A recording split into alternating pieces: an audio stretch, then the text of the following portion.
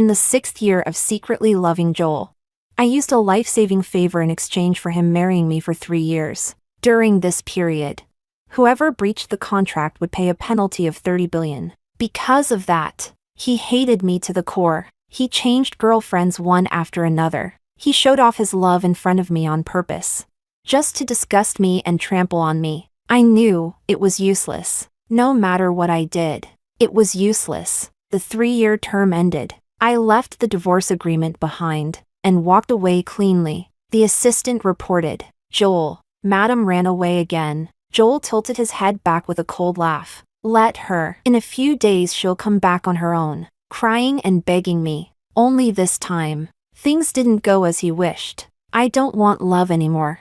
And I don't want him anymore. This time, I'm the one replacing him." Chapter 1. I love Joel, everyone knows that. Joel hates me, everyone knows that too. Chapter 2. On the day of the friends gathering, I arrived a few minutes late. In those few minutes, I made up my mind. A high-end private clubhouse. Inside a luxury suite. The lights were dim. Joel leaned back against the sofa, a small red ember glowing at his fingertips.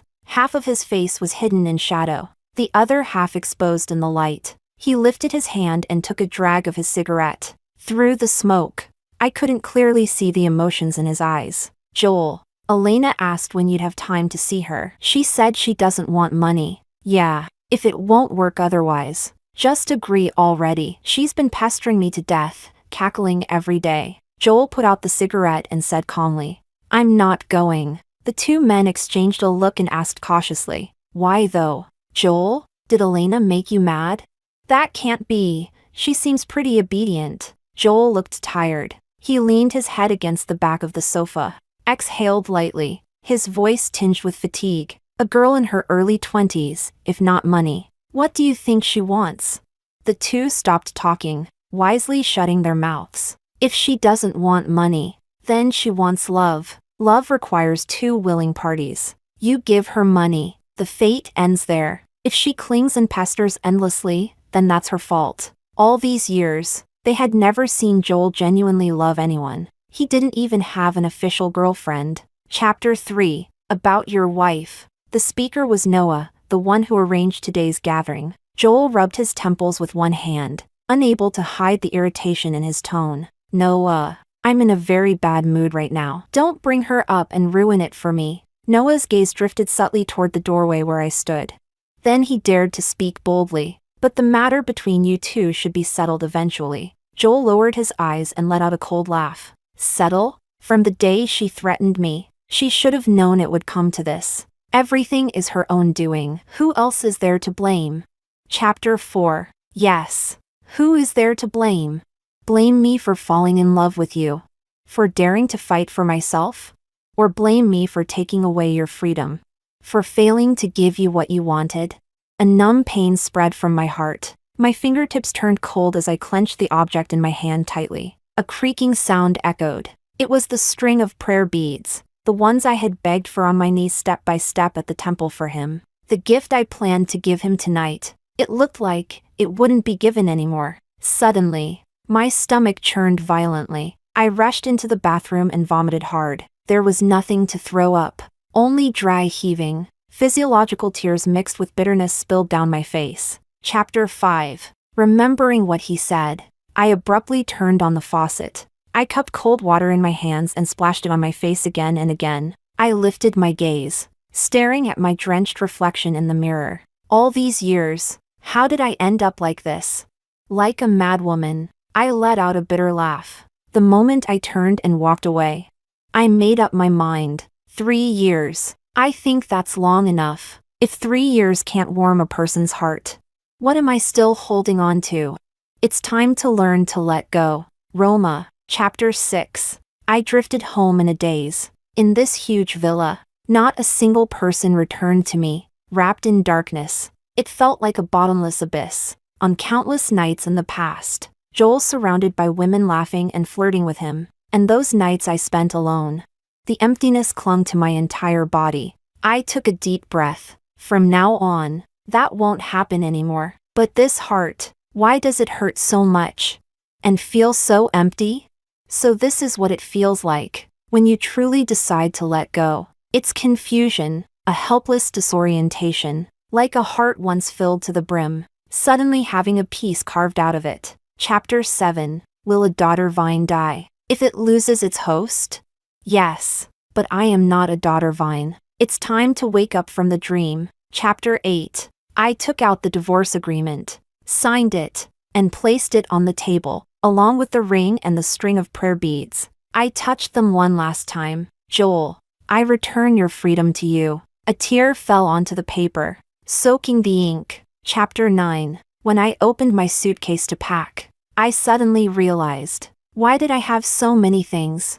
In contrast, Joel barely had any clothes here. One night, he came back drunk, with a young and pretty girl beside him. Seeing someone at home, she froze for a few seconds. Sorry, sis. Joel drank too much and asked me to come back with him. So, I'll leave first. But Joel grabbed her wrist. His dark eyes were deep and hazy, his voice hoarse and drunk. You, stay. Then he pointed at me. You go bring me clean clothes, and one for her too. She's not leaving tonight. I didn't move. My nails dug into my skin, yet I felt no pain at all. The girl gave me an apologetic smile. Then sorry to trouble you, sis.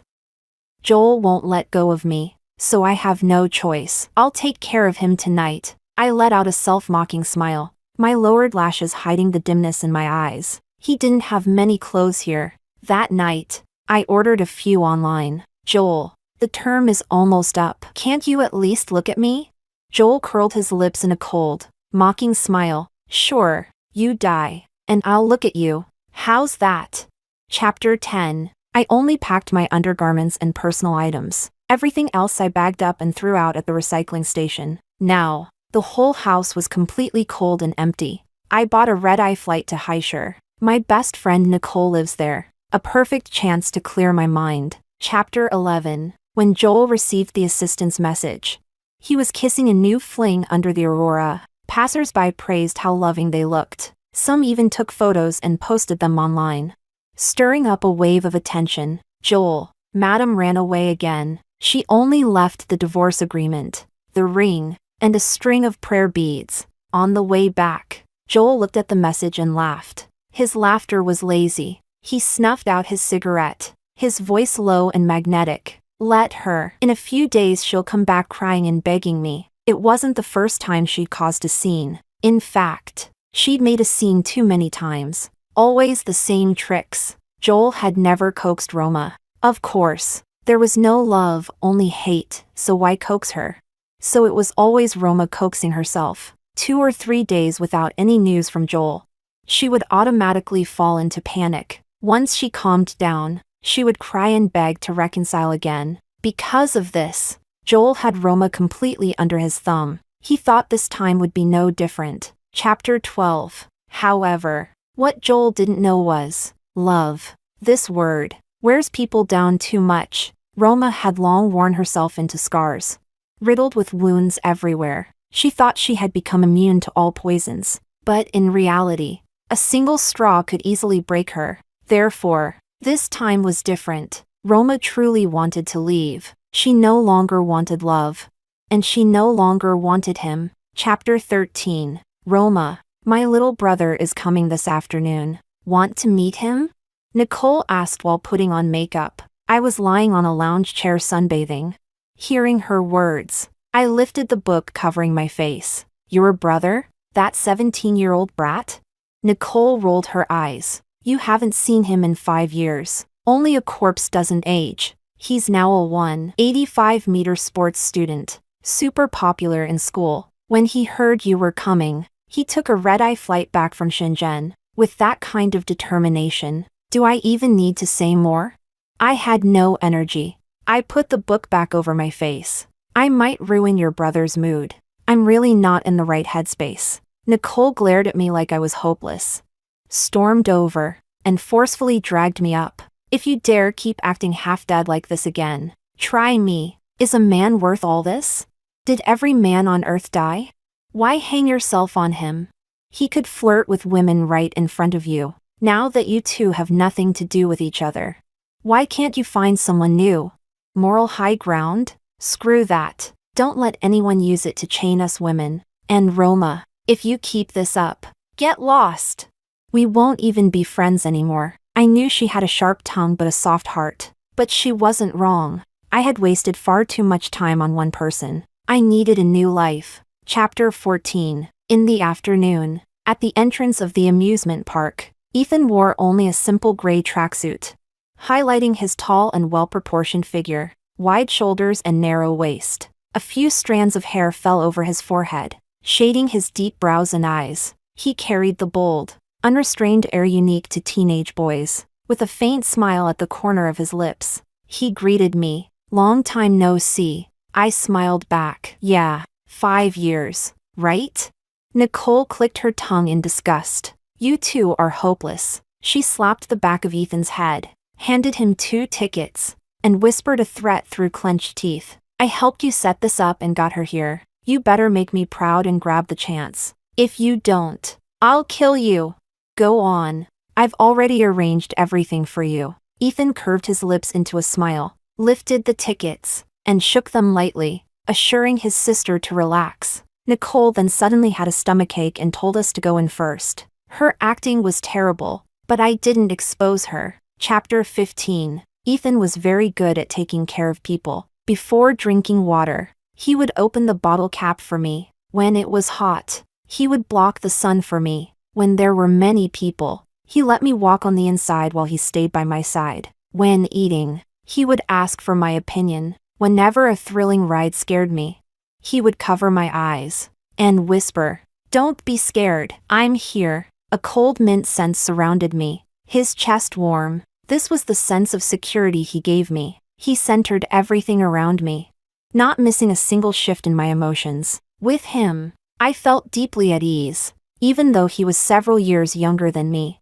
In caring for someone meticulously, he was more mature than I was. The feeling of being loved, one I never experienced with Joel. I finally felt it here, with Ethan. So this is what it feels like to be cherished. It stirred my heart, filling it with happiness. My eyes grew sour for a moment. I blinked and pushed the feeling down. Ethan noticed. His dark eyes deepened briefly. His hand hanging by his side curled slightly. He pressed his hand on my shoulder and made me look at him. Softly, he said, "Roma, forget him. Let me love you." Chapter 16. At that moment, the world was muted for me. Shadows moved vaguely in the corner of my vision. He and I were frozen in that instant. Like a scene in a movie, romantic and completely unexpected. Ethan's eyes were dark as ink. I fell into his gaze, and my heart skipped a beat. My eyes stared blankly, forgetting how to react. Chapter 17. Meanwhile, Nicole, who was secretly recording me and Ethan, almost dropped her phone when she heard those words. Damn, little brother. That was one hell of a direct confession. Nicole grinned from ear to ear and started tapping furiously on her phone. Just moments ago, she intentionally delayed going inside, and stayed outside scrolling through short videos. Then she discovered that the entire internet was flooded with footage of Joel and his little girlfriend kissing under the aurora. The person who recorded it put real effort into it. The shots were artistic and beautiful. Their faces weren't shown, but that didn't stop Nicole from recognizing them instantly. Comments from netizens appeared one after another. So jealous. I heard that if you kiss under the aurora, your love will last forever. The guy must be crazy in love. No idea if he's crazy in love, but they sure are pleasing to the eye. Gorgeous guy. Pretty girl. If you two have kids in the future, I'll buy all the baby supplies. Chapter 18. Bastards.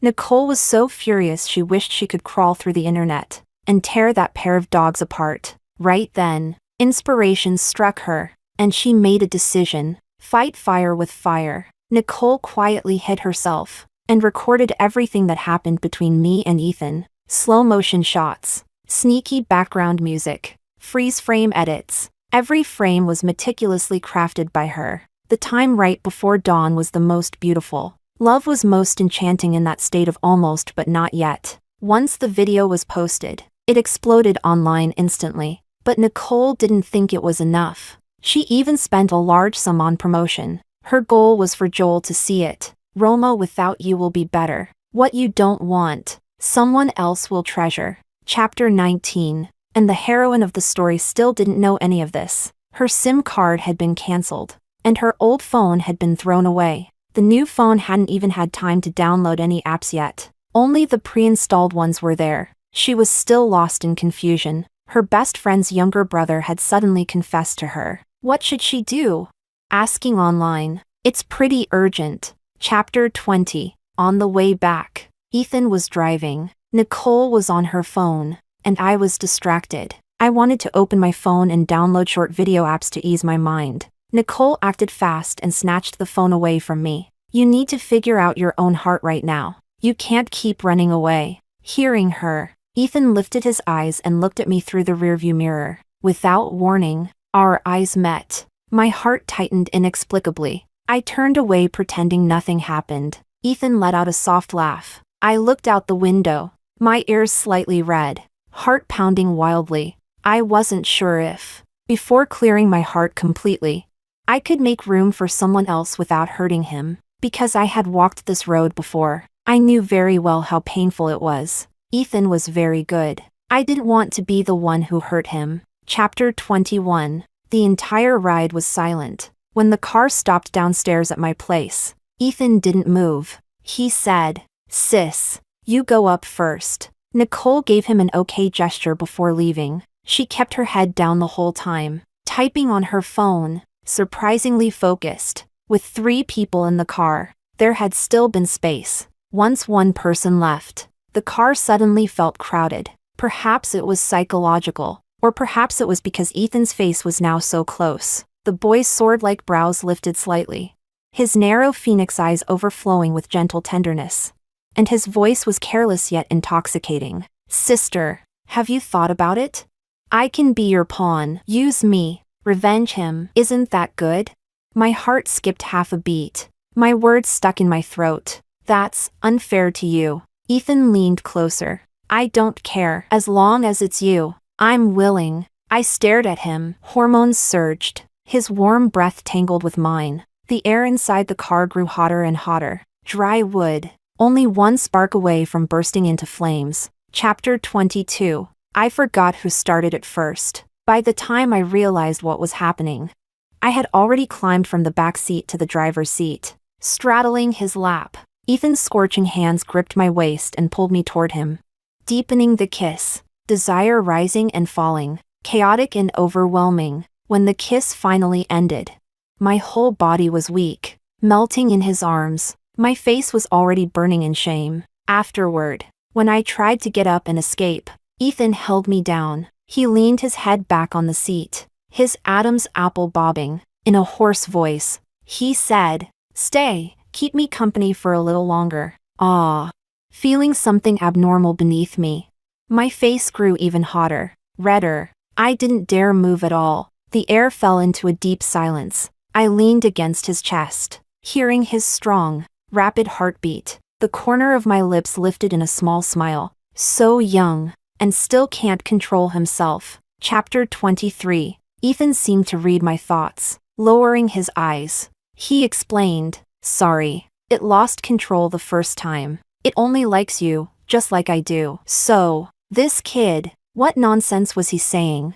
I raised my hand and punched him, but because I had no strength, it looked more like I was acting spoiled. Ethan took my hand and lifted it to his lips, gently kissing it, devout, as if receiving a precious treasure. "Sister kissed me, so I'm yours now. You can't go back on your word. And you can't say it was just a lip friendship." I propped myself up on his abdomen, sitting upright, looking serious. Some things needed to be made clear first. Ethan, before this, I had a 3-year marriage. As you saw, it ended terribly. I liked him for 9 years. But so what? Not only did I not win him, I ended up covered in wounds. So now, you want me to jump into a new relationship quickly? I can't. I'm scared. I don't know if I can afford to make mistakes again with someone else. To waste another 9 years of my life on one person, the cost is too high. I can't afford it. And I can't say I've completely erased him from my heart. That's unrealistic. If I'm not clear with myself, I think we just end up a mess together. So, before I could finish. My words were swallowed by a sudden kiss. Ethan bit my lip in punishment. I let out a painful ow. Chapter 24. Ethan's lips slowly moved away. In a hoarse voice, he said, "If you say things I don't like again, I'll punish you like this. I've already told you, I don't care. I don't care what your reason is, even if you're just using me. As long as you stay with me, I'm willing. It's okay if you haven't cleared him completely from your heart. I can wait, slowly, as long as you have even the slightest thought of wanting to be with me. That's enough. Now, are you still going to reject me?" Ethan was like a perfect lover. Every word gently guided me. I was completely conquered. I wrapped my arms around his neck, shook my head. My voice choked. "I want to be with you, today, right now. I also want a fierce, passionate love. Maybe you can give that to me." When we went upstairs, Nicole was leaning against the doorframe with a face mask on, her eyes looking at us with a very not innocent expression. "Darling, promise me, no matter how intense things get, remember to fix your clothes afterward, okay?" I looked down, the sky collapsed, face burning. I hurried to button the buttons that had been undone. The culprit, Ethan, was still laughing beside me. Nicole waved her hand, went back into her room, and locked the door. She called out as she left, "Do whatever you want tonight. I sleep like the dead, won't hear a thing." Great. My skin was already thin. Now I was dying of embarrassment. Chapter 25. On the 7th day after I left, Joel's expression grew worse day by day. At a gathering, Joel sat in the booth with a blank face. Glass after glass in front of him was emptied. He lit a cigarette, smoke swirling around him. His eyes were filled with distraction. At that moment someone exclaimed, "Ah, isn't that the sister-in-law?" The air froze for several seconds. Everyone's attention was instantly drawn toward the shout. All eyes turning to the phone. It really did look like her. Then everyone looked toward the man in the booth. Noah reacted quickly. He covered the speaker's mouth, giving him frantic eye signals. "What nonsense are you saying? She just looks similar. How could sister-in-law leave Joel and be with another man?"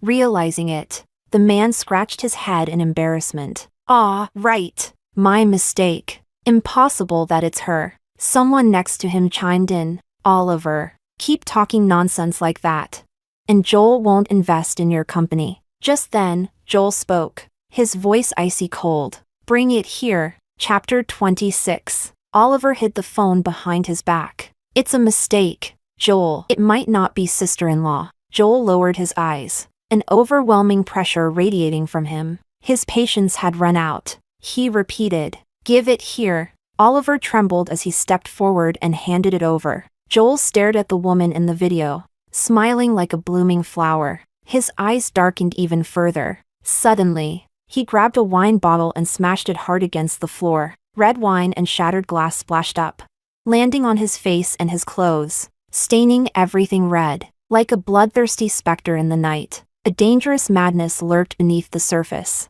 They hadn't seen wrong. That woman was Roma. At the 6th second of the video, her left neckline showed a mole, and Roma happened to have one there. Chapter 27. Roma, you really are impressive. Leave me for how long, and you already find a new lover? So desperate for a man? Really couldn't hold it in, huh? Joel's gaze grew colder, his expression darkening. The temperature around them dropped. A storm was about to break. No one dared breathe too loudly. Everyone knew, of all people to offend, never offend a lunatic. And here they had a living example. Oliver regretted it so much his guts turned green. All his fault, his hands itchy, his mouth itchy. Saw something he shouldn't.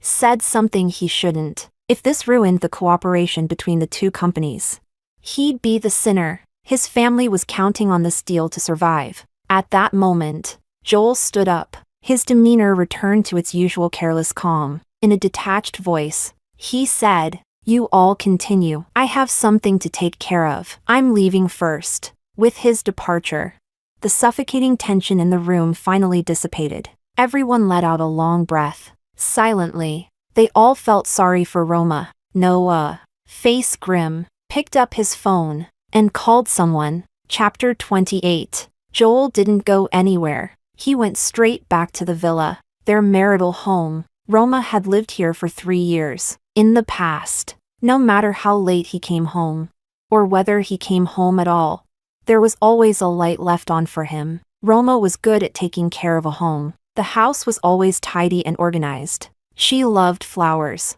so every corner of the house had bouquets. Their fragrance was rich, beautiful indeed, but Joel didn't like them. A trace of disgust flashed in his eyes. Maybe he truly disliked them, or maybe he used the flowers as a way to imply his disdain for Roma. And now, the person was gone, the house empty. Deathly silence filled the space. The flowers were gone, the person was gone, empty, deserted, cold. Chapter 29. Joel walked quickly to the bedroom. As expected, everything related to her was gone. Only the divorce papers, the ring, and the prayer beads remained on the table. Those 3 items. He couldn't tell what he was feeling. Joel's first reaction was violence. He threw all 3 items into the trash can, venting his anger. One hand braced on the desk, his fingertip tapping lightly. Roma, fine, you're really something. Without me, I'll see how long you can last. Chapter 30. When I received Noah's call, I was curled up on the sofa watching a show. Sister-in-law, the video online isn't you, right? Noah asked helplessly. I was confused. What video? Noah seemed to breathe a sigh of relief. Nothing.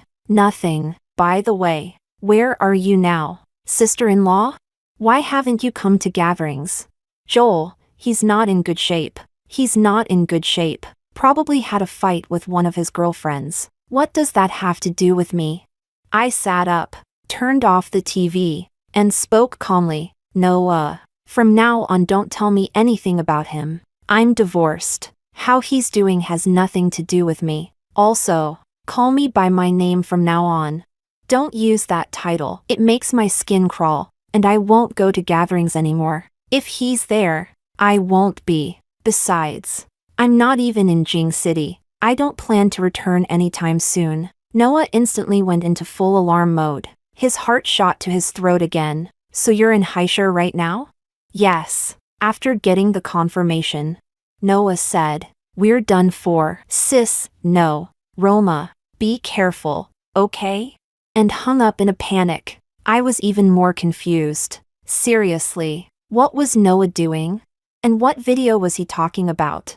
Chapter 31. Nicole happened to walk by while eating a chocolate bar. When she heard the word video, she froze for 2 seconds. I saw right through her in an instant. My eyes narrowed, staring at her with scrutiny. Nicole, was it you? Nicole let out 2 awkward laughs. She took out her phone and generously showed it to me. Here, this one, nothing big. The video had over 10 million views and 3 million likes. You call this nothing? Good lord, she really did have the potential of a director. Even I felt moved watching it. Emotions budding but not yet blooming. Tentative glances, restrained affection. The air buzzing with electricity. That vague, undefined, dreamy stage of ambiguity, far more intoxicating than fiery passion. Because the unknown is alluring. Because the feelings aren't full yet, so they're at their most beautiful. It resonated with countless viewers. Chapter 32. Suddenly something occurred to me. I narrowed my eyes. So the other day in the car, you wouldn't let me scroll videos, because of this? Yep. Why did you make it? Still replying to comments. Nicole didn't even lift her head. To help you get revenge. After typing the last sentence, she put away her phone and sat beside me. Why should a scumbag get to live comfortably? Just because you love him? Love itself isn't wrong. You're not wrong. He is the one who's wrong. Why do girls always blame themselves after a breakup? It's always the bastard's fault. He drove you mad, then calmly watched you fall apart, and finally stood on the moral high ground, accusing you of being unstable. He reduced everything to dust, then left you picking up every grain. So why should you suffer? He can go find women anytime, anywhere. Embarrass you. So why shouldn't you stop caring? I want him to see that after leaving that parasitic man. Our baby Roma is only becoming better. He was the one dragging you down. In the past you loved him. So I didn't interfere. People always need to hit a wall before turning back. I'm glad you didn't sink too deep. You turned back in time. 3 years of being close to him. Didn't you realize he's nothing special? Love given to someone unworthy is truly worthless. Chapter 33. Nicole said a lot. Every word came from her heart. I froze, staring at her dazedly. For the first time, I saw this side of her, and I liked it even more. A sudden warmth surged in my eyes, blurring my vision. My heart softened, melting away. Even a corpse would regain warmth from this. Yes, I had spent all my thoughts on Joel, forgot that I was someone worthy of being loved too. Luckily, someone was waiting for me to find myself again, waiting to pull me out of the abyss, and to stand shoulder to shoulder with me. Flipping off the abyss, and spitting at it. This was Nicole's way of loving me. I was lucky to have met her. Nicole hugged me and gently patted my back. Roma, promise me, rescue yourself from fire and water, 1,000, 10,000 times, no matter what. I closed my eyes. Tears slipped silently down my face, falling onto the floor. There was no sound, yet I felt it echo deafeningly in my heart. Only after walking through a path of confusion did I understand the preciousness of friendship and love is worth nothing. Even the sincerest heart can change in an instant. Chapter 34. Jing City. Joel sat on the sofa, legs crossed, one hand supporting his head on the armrest. His gaze was faint, fixed on his phone. For the past half-month, there had been no sign of Roma. His phone was as silent as the dead. Before, if he disappeared for even a day, Roma's messages would arrive. First she would ask, and if he didn't reply, she would remind him again. The chat logs were basically Roma talking to herself, because Joel knew she couldn't leave him, so he believed that now, patiently waiting, was giving Roma a step to come down from. If she had any sense, she should already be using that step to beg him. But this time, things didn't go as he wished. Chapter 35. Joel let out a cold laugh. Roma, having fun, aren't you? Looks like you're determined to go against me. This relationship doesn't start just because you say so.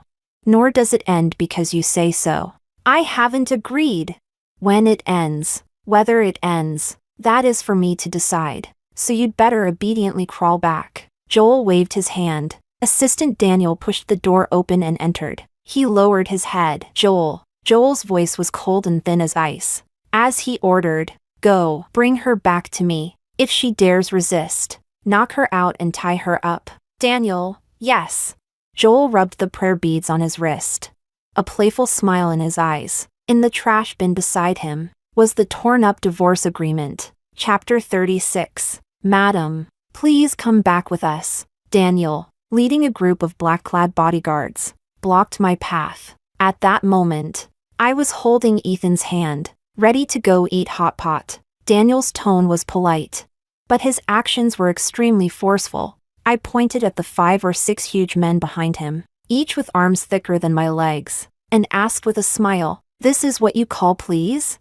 Daniel replied indifferently, "Please understand, it's the young master's order. I only follow commands." My gaze turned cold. What if I say no?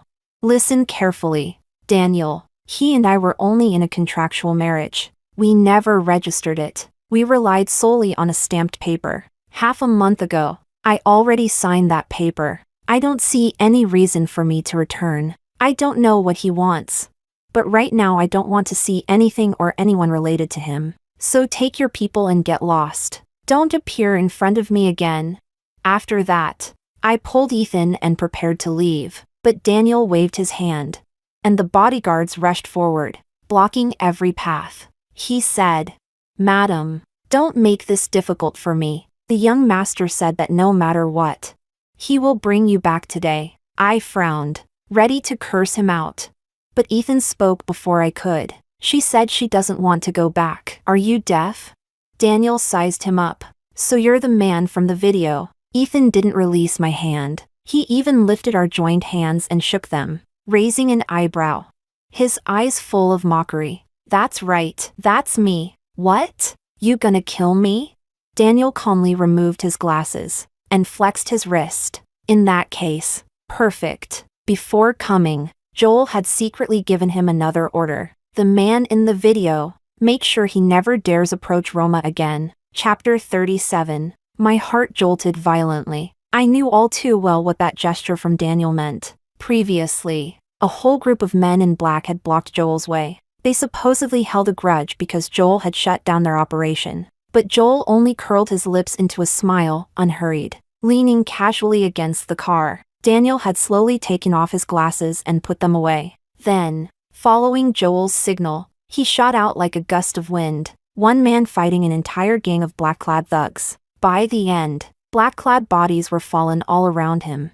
And he stood in the middle, soaked in blood, calmly pulling out a handkerchief to wipe the blood from his eye before putting his glasses back on. Coming back to my senses, my forehead was already covered in cold sweat. I wanted to pull Ethan and run, but Ethan led me to the side, wiping off the bead of sweat on my forehead, comforting me with gentleness and calm. Don't be scared, good girl. Close your eyes. Give me 5 minutes. Can you not go? He's terrifying. I don't want you to get hurt. Ethan didn't speak. He simply stroked the top of my head. I knew persuading him wouldn't work, and hiding wouldn't work either. Avoid this time. And there would only be a next time. If we wanted to end this once and for all, we had to deal with the situation now, and they intended to resolve it in a man's way. Just before he let go, I grabbed his hand tightly, worried and scared. You have to promise me you're not allowed to get hurt. Ethan nodded,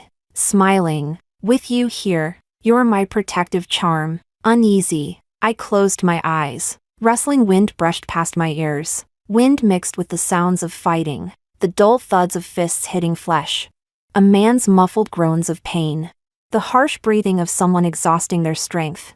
My heart had climbed all the way to my throat. The anxiety grew and grew. I didn't know how long it had been, but I couldn't take it anymore and prepared to open my eyes. The next second, a hand smelling faintly of blood covered my eyes. Ethan's low, mellow voice brushed my ear. Be good. Time's not up yet. Chapter 38. I panicked and grabbed his cold hand without thinking. There was still sticky liquid on it. Ethan tried to pull his hand back, but I held it tightly. He said, "Dirty." I ignored that word and spoke anxiously. Are you hurt? Is it serious? Come on. We're going to the hospital. Tears fell before I could stop them. My voice urgent and trembling. Ethan buried his head in the crook of my neck and shook his head. His voice was exhausted. It's not my blood. I won. Roma, don't be scared. I'm here. I know. Don't talk. Let's go to the hospital and get you checked. Okay? My tears flowed even harder, my heart tightening painfully, seeing me crying like that so miserably. Ethan's heart softened completely. He gently kissed the tears at the corners of my eyes and coaxed softly. Don't cry. Roma, when you cry, my heart shatters. I don't want to go to the hospital. Take me home. I want to be with you. I wiped my tears messily and forced myself to calm down. Okay. I won't cry. I'm not crying. I'll take you home. Okay. The next second, my body lifted into the air. Ethan carried me in his arms, his palms burning hot, my legs wrapped around his waist, my head resting on his shoulder, his scent wrapped tightly around me, our skin pressed against each other. The tip of my nose was filled with that clean, woody fragrance. It made me feel at ease. Chapter 39. Blood trickled down Daniel's forehead as he quietly watched us leave. This should be enough, right? You should be happy now, Daniel reported. Joel, I'm sorry. The mission failed. That man blocked us. The people we brought weren't his match. And neither was I. Joel smashed his phone in anger. Useless. Irritation surged in his chest, making it hard to breathe. He yanked his tie loose with one hand, red veins spreading in his eyes. Roma, you're not getting away from me. From the day you insisted on marrying me, you became mine.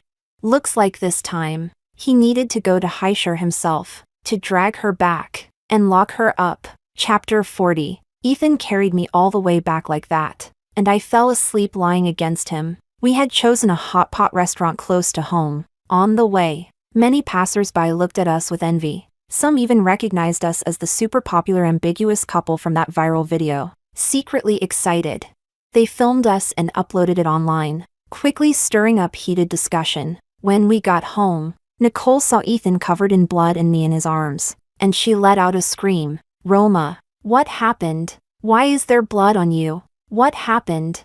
Ethan placed a finger against his lips, signaling silence. Softly, she's tired. Let her sleep a bit. Go out first. I'll explain. Nicole nodded and quietly closed the door. Ethan washed his hands over and over in the sink. Then he explained everything that happened tonight. Nicole instantly lost it, rolling up her sleeves, furious, swearing she was going to butcher that bastard man. He still has the nerve to show up? Anything he's done is enough to have him flogged. And he still wants to hurt Roma? Fuck him. Just wait, if he dares show up again, I'll be the first to tear him apart. Chapter 41. Inside the room, I opened my eyes, listening to the voices outside. Tears swept over again, soaking the pillow. I have no parents, so in the first half of my life, when I liked someone, I wanted to cling tightly. I wanted to become family with him, so that I, too, could have a family. But unfortunately, he wasn't the right person. The first half of my life was spent in misfortune. But from now on, I will live the rest of my life in happiness. Because I met friends who feel like family. Because I met a boyfriend who would fight for me. Luck will visit everyone. Please wait patiently, it will come. 26-year-old Roma has reached her turning point. She wants to tell 17-year-old Roma, liking someone unworthy is not your fault. And fighting for yourself is not wrong. As long as you turn back, it's never too late. Love yourself well, and someone will love you. As for those rotten people and rotten things, just bury them in the past. Let them become a memory. That's good enough. Chapter 42. Nicole never expected that one day the words she used to joke about would actually come true. The bastard Joel really appeared right in front of us. At that time, to help me relax, Nicole insisted on taking me out for a walk. She dressed me up beautifully. A French-style nude pink fishtail dress paired with a white cardigan sweater. Little heels. My hair tied up high revealing a slender neck. And a pearl necklace resting at the center, like a white moonlight stepping out of a novel. Gentle and radiant. Nicole shook her head and clicked her tongue. If only my little brother could get this lucky. If I were a man, you wouldn't be able to get out of bed. I looped my arm through hers playfully and teased. If you have that need, I can also. Laughing, I walked out of the mall with Nicole. The moment I looked up, I saw Joel leaning against a car in a trench coat, head lowered, lighting a cigarette. I froze on the spot. In an instant, everything around me blurred.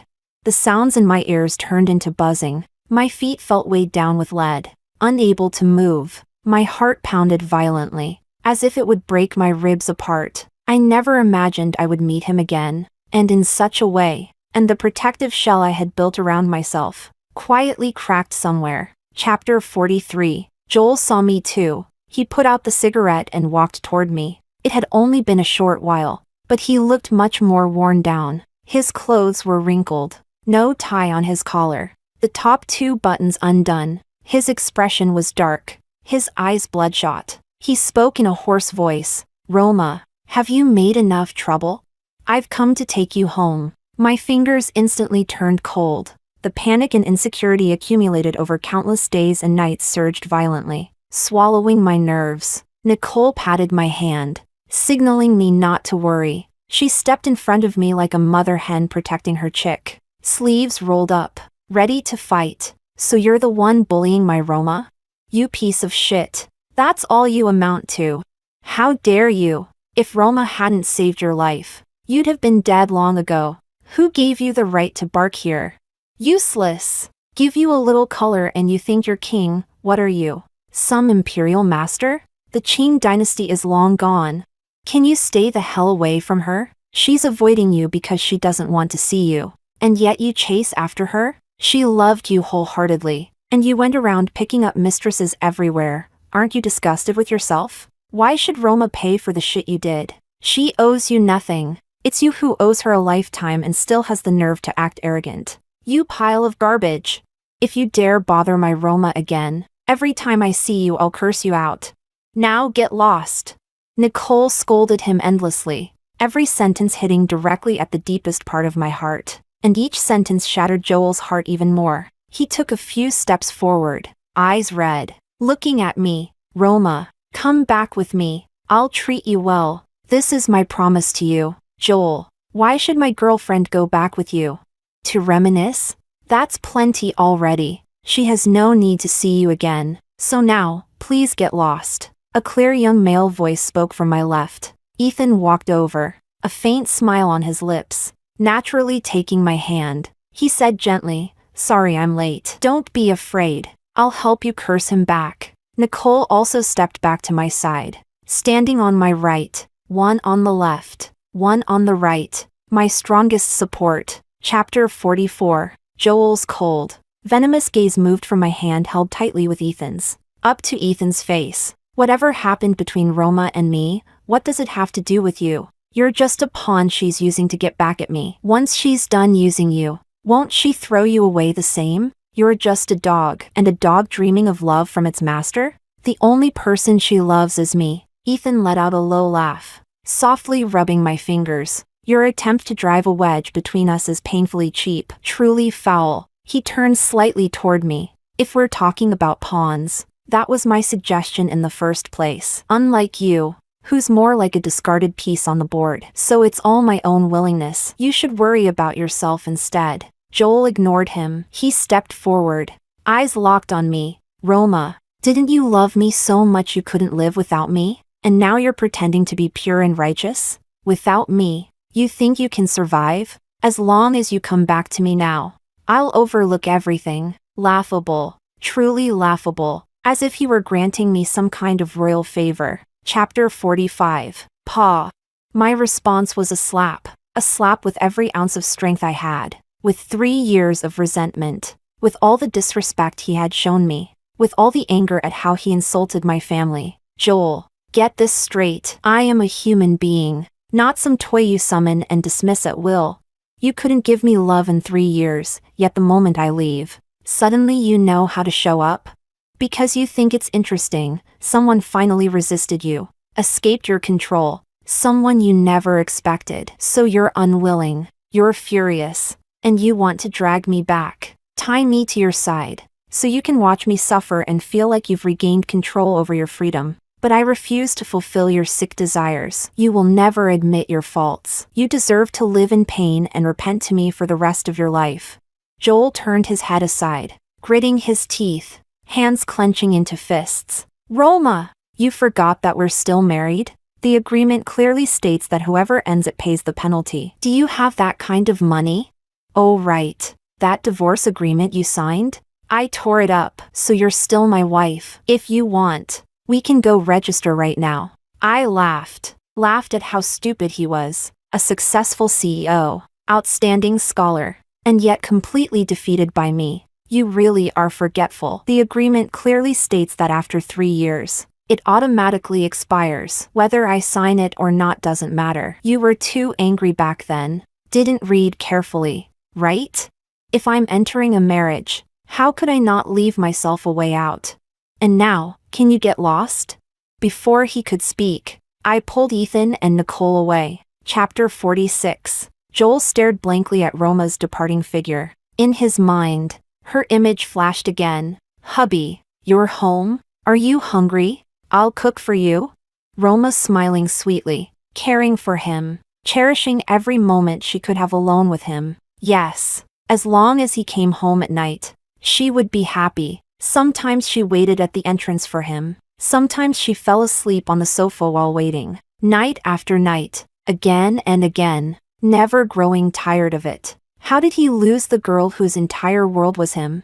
"Joel, you truly don't deserve love." He lifted his gaze toward the blazing sun. The heat stung his eyes. Once, he had a sincere love right in front of him, and he didn't cherish it. Not until he lost it did regret tear him apart. A sharp pain twisted through his chest. as if someone had ripped out his veins and stirred them viciously. Chapter 47. Joel always thought he hated Roma, but he didn't know when the hatred turned into love. Maybe it was from the beginning. Maybe it was some moment during those 3 years. As the old saying goes, hatred is love taken to the extreme. So he had fallen for Roma long ago. He just refused to admit it. And now, he lost Roma, and lost himself as well. Joel closed his eyes, and at last, his tears of regret fell. Chapter 48. People who only know how to cherish after losing you are not worth having at all. To debase yourself for someone like that is to debase love itself.